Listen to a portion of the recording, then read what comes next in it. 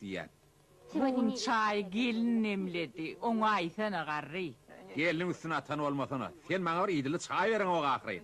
Şu sen elinden idili çay senin bir adıma çön oğlan. Vay tükönmedine tuttu. Buğun çök varını uptırır. Hama rağmen bir aylık yola gideni ali. Ey Huday, gelinimden em molluka. Vay ey.